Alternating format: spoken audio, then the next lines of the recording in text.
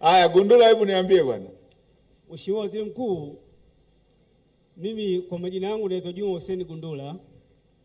Natokea mkoa wa Pwani. Ni eneo la Pwani. Wilaya Bagamoyo, halmashauri ya Chalinze, kijiji cha Darajani, kata ya Vigwaza. Umejuaje leo tuko huku bwana? Nimekufuatilia sana Mheshimiwa Waziri Mkuu. Na mkuu wa mkoa huu ametangaza sana ujio wako hapa. Nimemfuatilia sana Mheshimiwa mkuu wa mkoa, kwa dhati ya moyo na kwa namna serikali inavyotenda kazi yake. Kwa kuanzia mkuu wa mkoa huyu pamoja na kazi yako wewe mwenyewe Mheshimiwa Waziri Mkuu unavyotenda. Mheshimiwa Waziri Mkuu, mimi kero yangu pale nyumbani kwetu Darajani, mimi ni mkulima ambaye ninalima kwa muda mrefu tangia mwaka 2014 kufika 2018 2019. Serikali iliamua kupeleka tume shirikishi kwa ajili ya kutafuta maoni ya wananchi, kwa sababu si katika maeneo ambayo tulikuwa tunalima maeneo ya ranchi ya Nalco Ruvu pale. Ndio maeneo ambayo tulikuwa tunalima.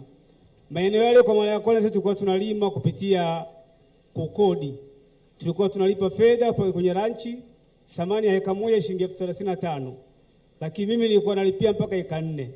Lakini imefika wakati serikali ikaamua baada kupitia tume shirikishi kwa kukusanya maoni wakishiriki wenye viti wa vijiji, wakuu wa mikoa, wakuu wa wilaya, maafisa tarafa na watendaji, kwa kushiriki tume hiyo, serikali ikafanya maamuzi ya kuridhia mapendekezo ya tume kutoa kipande cha ardhi chenye ukubwa wa heka 5,520 kupitia kuwagawia wilaya ya Bagamoyo pamoja na Kibaha. Sisi kwetu halmashauri ya Chalinze kwa kijiji cha Darajani tulipata heka 500. Lakini maelekezo ya Mheshimiwa Waziri ni kwamba maeneo hayo yatumike kwa ajili ya makazi, kilimo pamoja na ufugaji.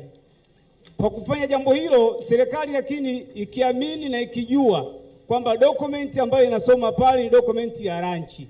Kwa hiyo sisi tumekuwa ni wavamizi. Unazo nyaraka hizo? Bila shaka ninazo.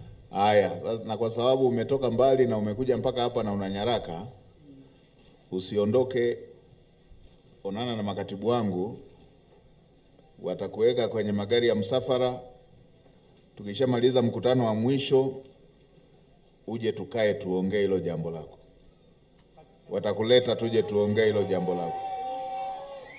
Kwa hiyo onana na makatibu, watakusaidia gari tuende, alafu tukishamaliza mkutano wa mwisho tutakuja tukae nizione hizo nyaraka hizo.